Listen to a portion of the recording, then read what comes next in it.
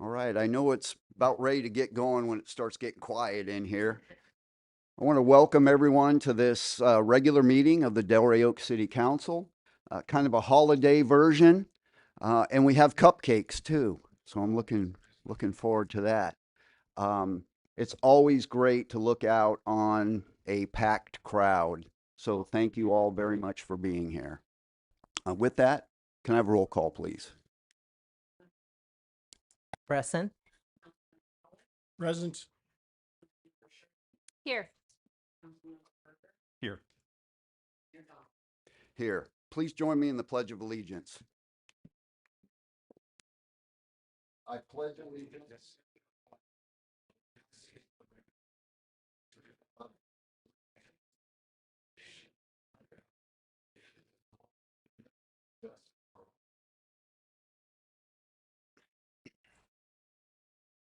Next is public comment. General public comment must deal with matters subject to the jurisdiction of the city and the council that are not on the agenda. Anyone wishing to address the city council on matters not appearing on the agenda may do so now. There'll be a time limit of not more than 3 minutes per speaker. Public comment is open.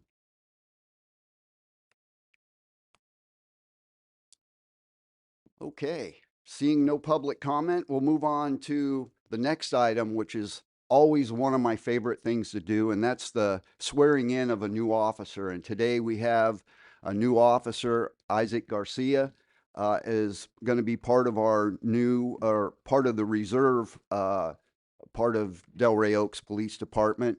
And I'll tell you, I've been very impressed with Isaac and his willingness to get involved, jump right in, his level of motivation, and I know he's going to be a wonderful addition to our already outstanding police department. So with that, I'll invite the chief to come on up and begin the ceremony.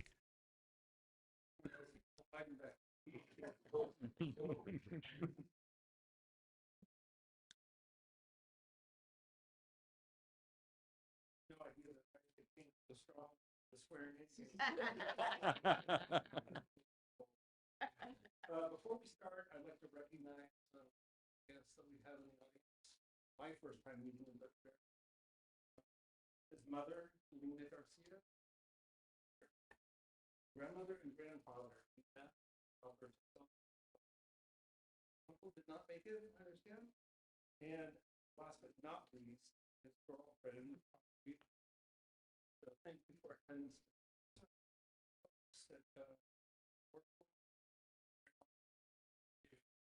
Mentioned and Richard Fox at the Cardinal, longtime fixture, Monterey County CHP, and this Monterey. Yes, there are probably others in here, but I don't know. Well, say a little bit about this guy. I'm going to read it. So Isaac was raised mostly in Pacific Grove by his mom and his grandparents. He graduated from Pacific Grove High School in 2020. It's rare that I feel super old, but super old, Isaac. Very much. In 2022, he earned his associate's degree from that not being enough, went to San Diego and graduated with a bachelor in American politics. They get you your help right now.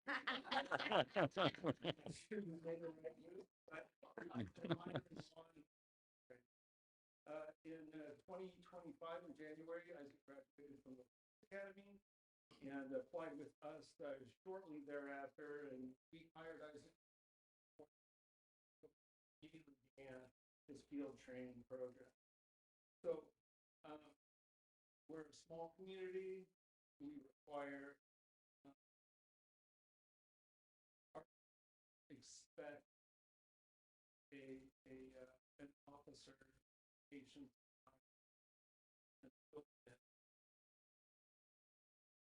A lot of officers, me included in the beginning, love to run and jump and fight. That's not what we need here.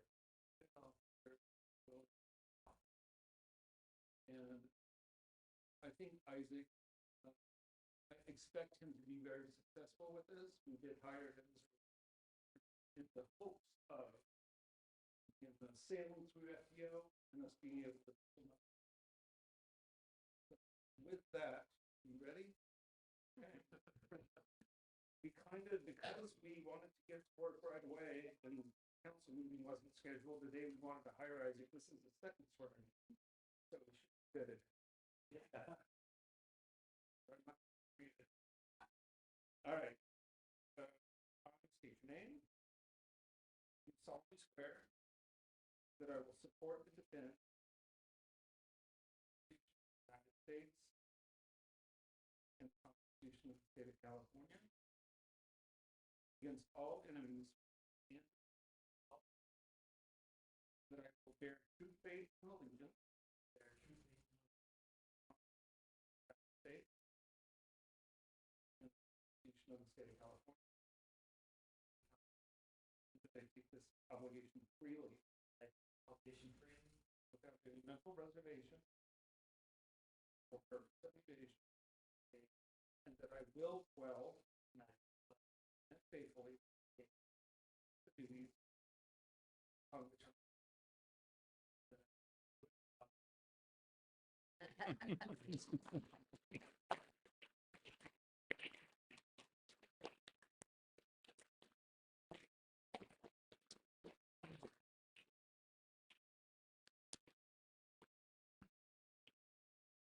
All right.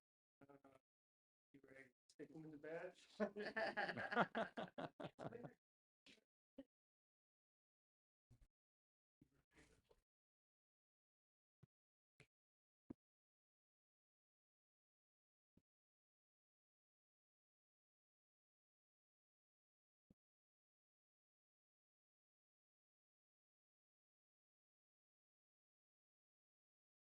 Way out there.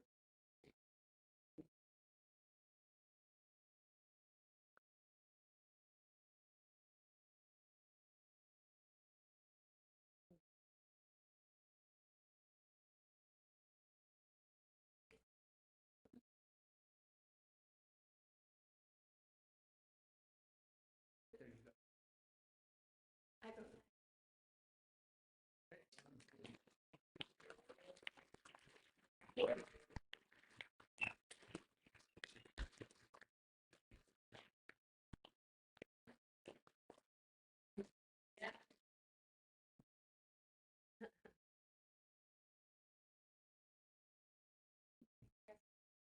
Doesn't want to say a few words, but I told him he had to. Maybe we'll see. Well, thank you for everyone making the time to come out here from a busy day, lives and all that. I want to thank my family for through this journey, dealing with me in my rough days, coming home, long hours, grumpy, and not wanting to talk, being understanding. You know, I have my friend I went to college with who saw me start this journey, and going from 7-Eleven runs at night to running around, trying to get better. And to the former and current law enforcement, HP with Art Hobnob, I called after the academy, asked for all advice, and just continue to be there. My neighbor and talk, my down and dirty, and I just need some advice, and his wife for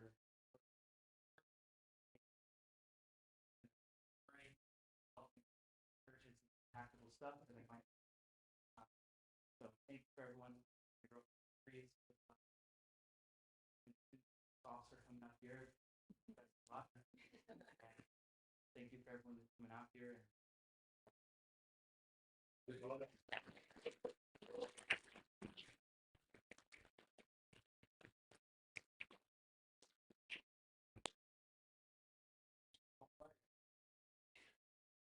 I would first like to give the public an opportunity. If there's anyone that's here in attendance that would like to say something, this is your opportunity. Feel free to just stand up. You can stay seated, whatever you would like, if you would like to make any comments. Yes, Well, I can say so. that's perfect.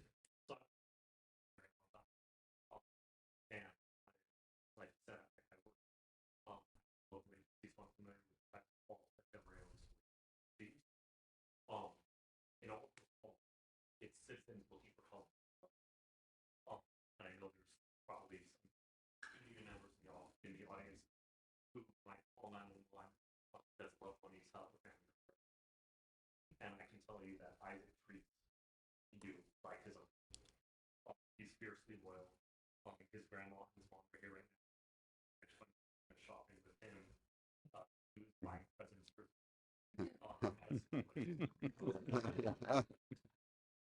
wanted to say that the city of Delray is so to acting as an officer. He will treat you like his own. Right. Thank you so much for that.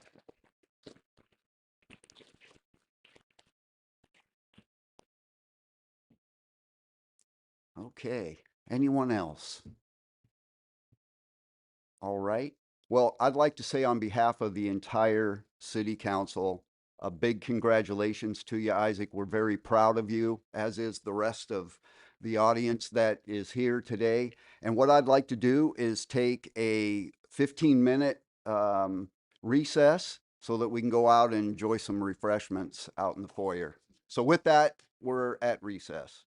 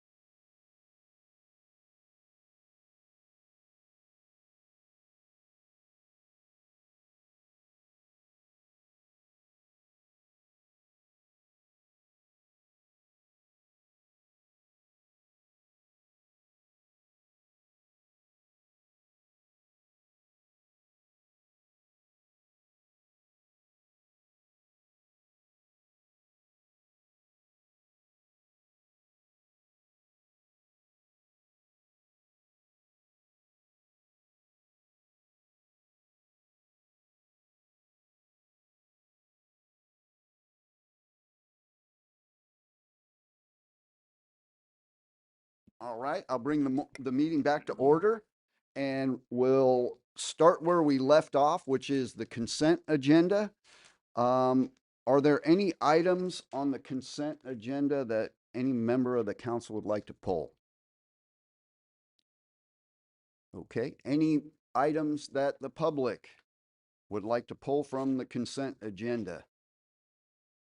Okay, seeing none, I'll accept a motion. Move approval? I second. Second, okay, all in favor? Aye. All right, motion passes. Old business, there's none, so we'll get on to new business. The first item is approval of an MOU between Delray Oaks PD and CHS for the outreach program for homeless youth. And I'll give it to the chief. It's all yours. I want to thank the mayor and city council for letting me present. It's been a while since I've been at this podium, so thank you very much. So what I'm here asking is that the council approve me signing a memorandum of understanding between the Delray Oaks Police Department and Community Human Services Street Outreach Program for homeless youth. That's my ask of you. So Community Human Services, it's a nonprofit with Joint Powers Authority, and they provide high quality mental health, substance abuse, homeless services to middle and low income families and youth. They have three street outreach programs. The one that will mostly affect or that we'll be dealing with is the Monterey Peninsula Street Outreach Program. Their goal of the street outreach program is to provide resources and aid to homeless youth up to age 24. They want to build trust and relationships with those folks and see if they can't get them into permanent housing, help them along the way. So I first met a young man who came to see me with an MOU and said, "Would you sign this for me?" And I said, "Sure, what is it?" And so I talked a little bit with him, and then he said, "Let me see if my boss can talk to you." And that's Flor Stoudenmeyer, who is so gracious to come because she's an expert in the street outreach program, and I am not. And so I thought you might want to learn a little bit more about the program. So, Flor, would you like?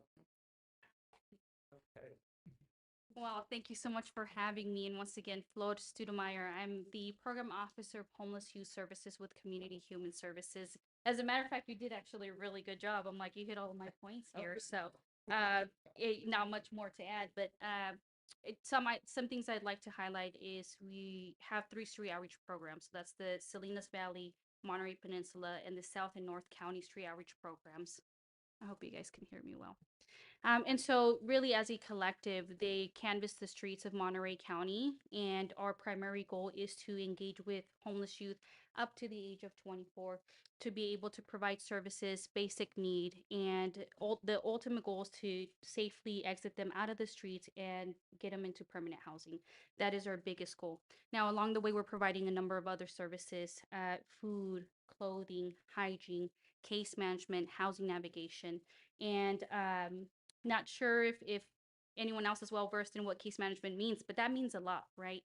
I can relate this to officers. Officers aren't just officers, right? Sometimes they're coaches, sometimes they're informal counselors, sometimes they're the ones hearing you out. And so our staff do just that and much more.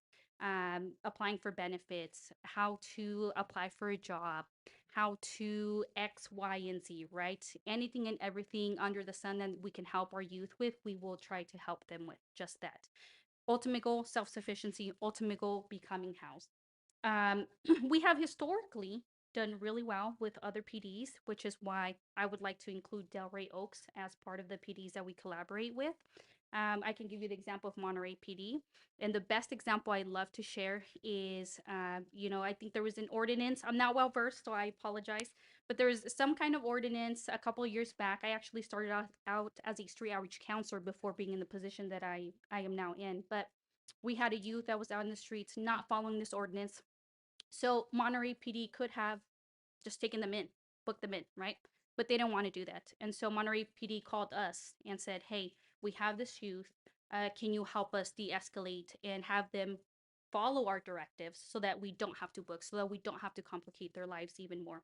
And we did just that, and it was successful, and we were able to have the youth come. We gave them services. It didn't escalate to anything further. So that's just one example of how we can successfully collaborate with each other. And it doesn't just benefit us and our clients, but it benefits the community as a whole, right? So anyhow, through these collaborations, we just aim to promote safety, to increase our client self-sufficiency and housing outcomes and goals, and really minimize adverse situations in our communities as a whole. And that's my tidbit. You so much for your presentation and thanks so much for everything that you do. And I would like to start with our vice mayor, who is our representative on the board for CHS, is doing an outstanding job. So Vice Mayor Halleck, the floor is yours. Thank you, Mayor. It is an honor, a privilege, and a pleasure to serve the city in any and all capacities, and particularly with the very important work that I have the opportunity to be involved with Community Human Services. And thank you for that appointment. I serve on the board of directors as the vice chairman of the board, and also on several committees, the Personnel Committee, the Facilities Committee, which is where I had the pleasure of first meeting Floor, as we had an issue with our Safe Place facility in downtown Monterey at one point. But this is just a very important role in collaboration, as it was put, between law enforcement and the very important work that Community Human Services does. We have, in the street outreach program, we have counselors that literally go into the field, into the dense areas of homeless communities. There's street interaction and contact. And this can occur at what is just an absolutely critical time in someone that is adversely afflicted with what we call the three pillars of homelessness, mental illness, and substance use disorders. And so wherever law enforcement and all the other surrounding jurisdictions, I believe, most, if not all, participate in this collaboration. And it's just an opportunity to where law enforcement can be of great assistance. And rather than extending the strong arm of the law, they can lend a helping hand. And the diversion into guiding towards resources and the help that those in need. And so I couldn't support our partnership with Community Human Services enough, obviously. And so, yeah, fully support the approval of this item. All right, thank you so much. Councilmember Shirley. Thank you, Flores, for being here. I think this is fabulous. I'm really happy. Thank you, Chief Berkwin, for being willing to do this. I think this fits really nicely with our police department. I'm curious, Chief, is there additional training that our officers will need? Is there, how do we enrich this connection between Community Human Services and our police department? Yeah, in terms of additional training, I really haven't talked to Flora about that. When I looked at the MOU, it really is a roadmap for any two groups to communicate well together. That's what I liked about it. There isn't a lot of emphasis, in fact, none on you have to. This is all, we can help you. We would appreciate hearing from you if you see this. It very much is a collaborative effort, and that's we're on board with that. If they do offer training, we are happy to listen, attend, and at the very least, we would appreciate a short class on how to go about the process, because we'll if we're going to be involved in this, we need to know how to reach out, what do you need from us, all that kind of stuff. So I foresee us being in contact often. That's great. Chief, how do you talk to your officers about this? And do you bring them all together to let them know about this MOU and how we're moving forward with it? Yeah, I'd like to do something like this in a a group meeting all at one time, so that's likely what we'll plan. We have them every so often, and we'll call in folks to speak, and hopefully we'd be able to get Fleur to come in and talk to the guys. So, you know, prior to that, of course, I need to let them know that we've signed this, and I'm sure that she can help me with at least the outreach process so that we know how to get a hold of folks if we come across somebody that needs help. So let's go full force forward. How about we Yeah. do that? Yeah, that's great. Yep. That's great. So thank you so much. I'm in great support. Okay, Councilmember Berger. Floor, thank you. Is it Floor? Yes. Thank you so much for coming tonight. And thank you so much for approaching us. All I really can say is, wow, this is fantastic. Thank you for your energy and involvement and I'm sure time, creative aspects, everything that you do. And thank you to Police Chief Berkwin for bringing this forward to us. I fully support this and I'm excited about it. And thank you to Councilmember Halleck for being so involved with this program already. All right, thank you. Councilmember Uy. Thank you, Mr. Mayor. Well, just thank you. I fully support of this. This is a no-brainer, and I'm really like inspired of your energy, Floor, and also Chris for your leadership. Thank you so much. Yeah. Yes, leadership and energy. Yes. Yeah. Thank you so much. Yeah, for bringing this up to us. Thank you. Yeah. All right, thank you. I'll take it out to the public. Are there any public comments anyone would like to make? All right. Seeing none. Yes, there's so much goodness with this. And so I'll echo the comments of my fellow council members. You know, it's just the idea of mutual support and partnership. There's so many great things that can come of this. So thank you very much for everything that you do. And with that, I'll accept a motion. So moved. Okay, so do we have a second? Second. All right, we have a second. All in favor? Aye. All right, motion passes. Congratulations. Thank you so much. Okay, our next item is our consulting services agreement with EPS for technical and advisory support related to the Fort Ord reuse and public asset management. And I'll give it to the city manager. All right, thank you, Mayor. So as you all know, we've ended the negotiation period with City Venture on moving forward with any kind of work with them on our former Fort Ord parcels. So we're regrouping, and we're not starting from square one, but it is a restart, and it's going to require expertise and resources beyond what we have at the staff level here. So this is a component of that. I think everybody here is familiar with economic and planning systems and with David Zender. We call them EPS. For those of you who probably haven't met him yet, he's an expert in these kinds of this kind of work for development, specifically with economic development and financial matters. So that's expertise that I personally don't have and we don't have on staff. So that's very helpful.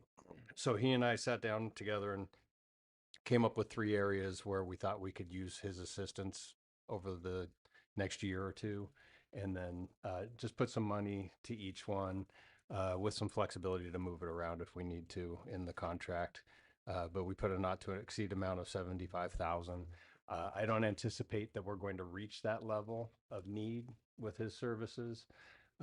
Primarily, to start off, he's going to assist, and he has already been assisting with reaching out to developers. He and I have been meeting with a couple developers. We've been specifically talking to developers who have done projects on Fort Ord and are familiar with what it takes to get something done out on Fort Ord and on a former base, so that we can kind of get a realistic lay of the land of what's feasible out there and what are the roadblocks, so that when we do come up with a process of how we want to pick a master developer,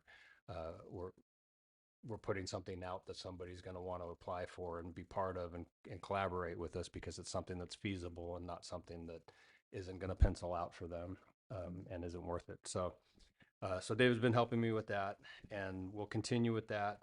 Um, the main thing is coming back probably in January, February, talking with you all about what we've learned from talking with the developers and what we would recommend as a process going forward, and then getting your input and the community's input on what the process should look like going forward. We want something that's defensible and something that's equitable to get, but targeted to get the right people to apply for it, so that we don't go through another round like we did in the last one with a developer that just wasn't ready for our parcel and our project out there. So that'll be the majority of what David's going to be helping me with is because he speaks the development language that I don't speak, so he can talk to them about costs and what it takes to get infrastructure out there and how much do they think the land is worth, that kind of thing. And so then we'll be back in February, probably February, to talk about process and moving forward with that. But we also have some other opportunities, so we put a little money aside. He can help us with figuring out when we'll talk more about this in a few minutes, but with the garden center moving on, we have an opportunity down in Work Memorial to do something I think potentially great for the community, and he can help in terms of economic development. He can help explain our opportunities down there and what he's seen work in other areas and different ways that we can work lease agreements and things like that to attract people to want to work with us to do something down there. Same thing potentially maybe for the public works yard down there. And then we also have some land that just recently opened up on Rosita that is a potential opportunity site. It would be difficult to get something done there, but not infeasible necessarily. So he can help us with giving us some ideas on some of those things. And then also he's going to help me with looking at opportunities with the other properties that we have out on Fort Ord, with the adjacent property owners, the Craniacs, and the Parks District, and some other opportunities on that. So that's what this contract will help with. The sooner we get through whatever process we have for picking a master developer and getting somebody under a negotiation agreement, the faster we can start transitioning those costs to the developer. So that's why I think the 75,000 is more than enough to get us to that point. All right. That I'm available for questions. Okay, thank you so much. I'll start with Vice Mayor Halleck. Thank you, Mayor. First of all, I'd like to thank again, can't do it enough, all of the diligent work on the city manager's part and staff in our most recent attempt with the developer. You kept city council apprised the entire time, the public. You worked very closely with the council and with the planning commission.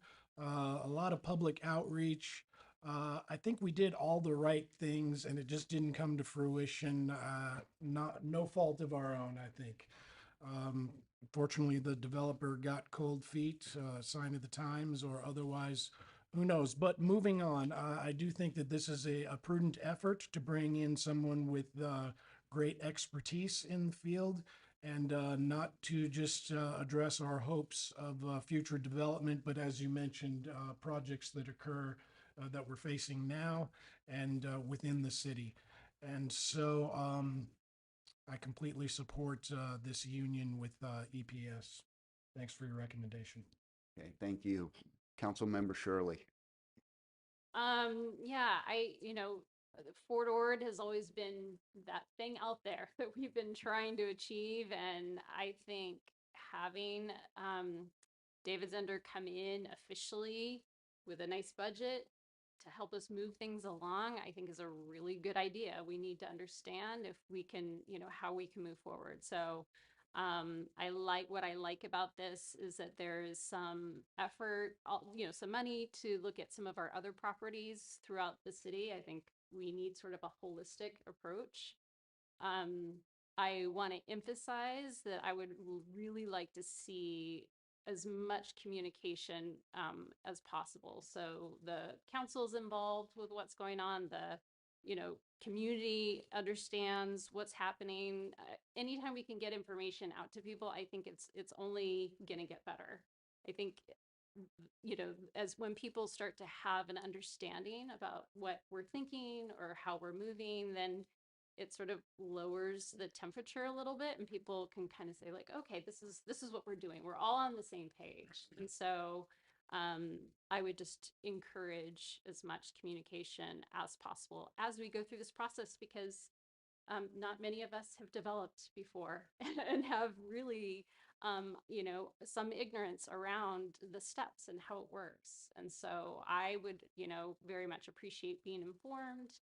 And again, I think David Zender is going to be great with that. I'm really happy that we're moving forward with this. I know this wasn't originally in the budget, but we've got the money for it, and so I'm very supportive of this. Okay. Councilmember Berger. It seems like the right step, the right direction, the rightening of the ship, the forward ship. And I like the fact that there's a look into economic development. Like it's been said already, we're not experts at this.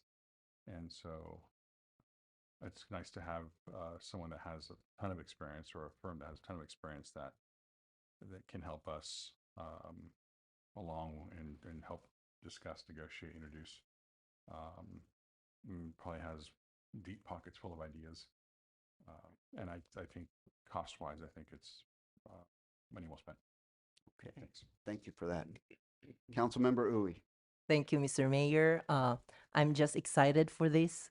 Thank you, John, for moving this forward, because we really wanted to develop our piece of land there before others will develop theirs, right? So it's always nice to be really at the forefront, and I'm glad that we're having this. And I just my wish is just to make the master developer process competitive and transparent, even though that EPS is already doing early reach out, and that's good too. And then but if we can get more developers out there for us, I think that would be better. Yeah. So we can choose the best one, for Delray Oaks. Yeah. Thank you. All right, thank you. I'll take it out to the public. Are there any public comments regarding this item? Okay, seeing none. Yeah, I completely agree with the comments that have been made. And just to let you all know, we've worked with EPS for years, and we as a city have an outstanding relationship with them. And you have to realize that our city manager in this particular case is an army of one. He doesn't have a planning division, a planning staff, economic development division, or a staff there either. So I think it's critical that we reach out and to EPS and have this service provided. Like the city manager just said, they'll be able to advise us, help us with negotiations, and also do some of that analysis that we would need to do at their level of expertise. So I also am fully supportive of this, and I'll accept a motion for this item. I move to approve, Mr. Mayor. Okay, I'll second. and we have a second. All in favor? Aye. All right, motion passes.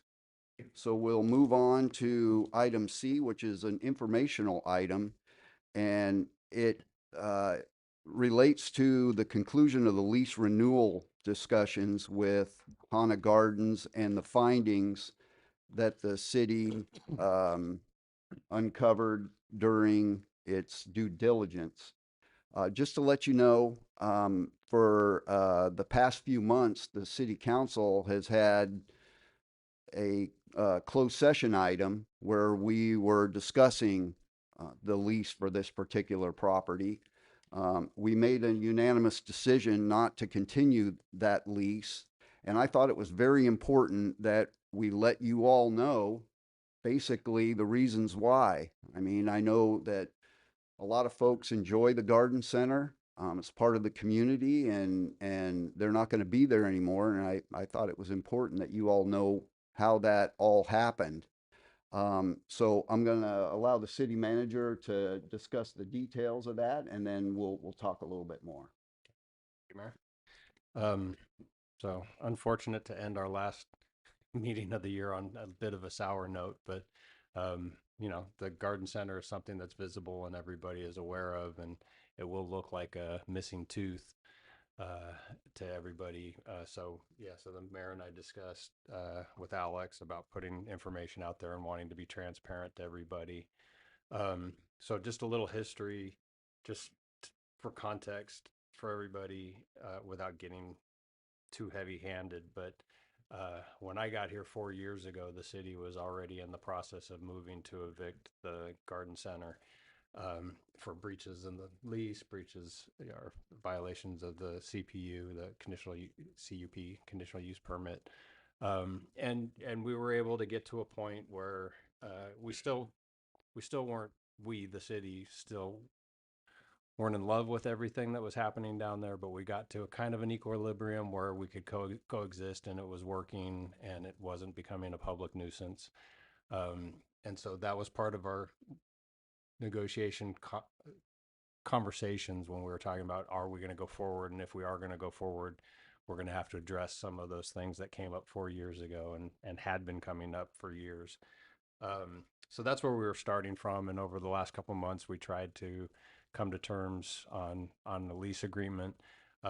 Frankly, we were moving in a direction that was going to be economically better for the city than it had been in the past with the past agreement. And so that was a positive. But in doing our due diligence, we discovered that Hannah Gardens had, under the lease agreement, they were able to use the well that's down there to irrigate and water their plants and all the irrigation around the building, which is fine. It's untreated well water. It's non-potable water. And as a result of meeting with them and talking, and we found out that they had actually taken the Cal-Am water service out of service that had been supplying the building. And so that was supplying 2 restrooms and a break room. And so then Ron did his due diligence. We had Cal-Am come out and a couple plumbers come out and found that they had in fact cut the lines from the Cal-Am line and capped them and plumbed the bathrooms and the break room with untreated well water, and didn't post anywhere that it was non-potable water. So that and a few other things really just became a bridge too far to kind of see any way going forward. And I think in the end it works out for them too.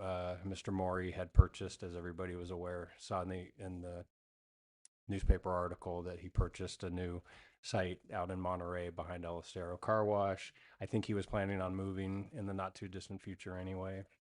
So it's going on, but yeah, we knew that this was going to be an issue for the public and you all would want to know, and we didn't want to keep it and seem like we were hiding anything from the public. So in the interest of transparency, we put this out there. Absolutely. All right. Thank you. I'll start first with the vice mayor.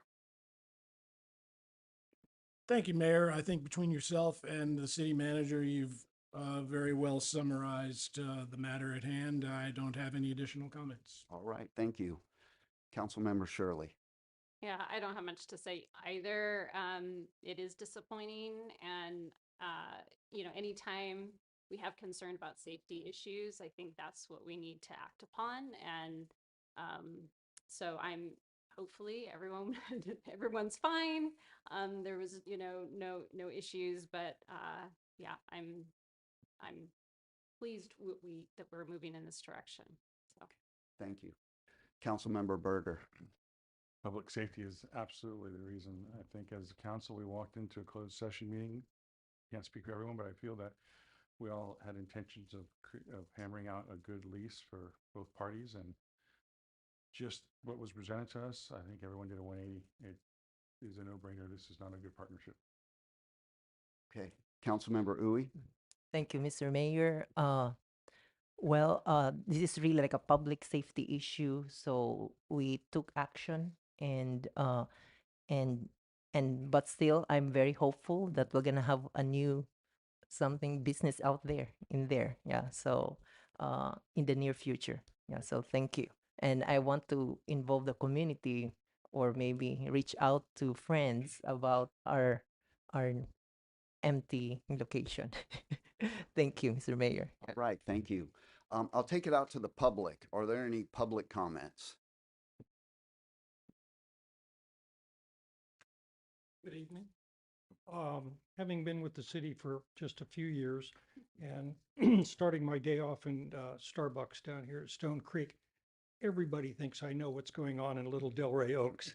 And so it's nice that this comes before us so the public knows that it's not a secret and stuff has been done under the table. So I can pass on, stuff that happens. So I appreciate it. So thank you. All right. Any other public comment? Okay, one thing, or actually two things. We know that revenue is important to the city, and this business did provide revenue to the city, but really it was modest in comparison to some of the other businesses that we have. They were only paying $3,000 a month for that lease and receive free water, as the city manager mentioned, which is valued in the tens of thousands of dollars. We'll be able to make a budget adjustment, no problem. So it will not have an impact on the city as far as that's concerned. In terms of what happens now, so what we are hoping for is an orderly exit of that business from our property. The city will then go in and make an assessment to see what the condition of the building is and be able to inform the city council on its status. And then we'll look at future uses. When we do that, the public absolutely will be brought into that, not only through the planning commission, but also through the city council. So any future use, as the city manager talked about, doing, potential assessments out there, before we decide on anything, we will definitely make sure that the public has ample opportunity to provide comments and ask questions. So that's where we're going with it. I appreciate you all being here. Hopefully you spread the news on what happened, because I know a lot of members of the community are curious about it. Okay, with that, we'll go on to our next items, which is staff reports are located within the packet along with city council reports and correspondence. Our next meeting is January 27th at 6 o'clock. And I want to wish everyone a happy holiday and Merry Christmas, and we'll see you in the new year.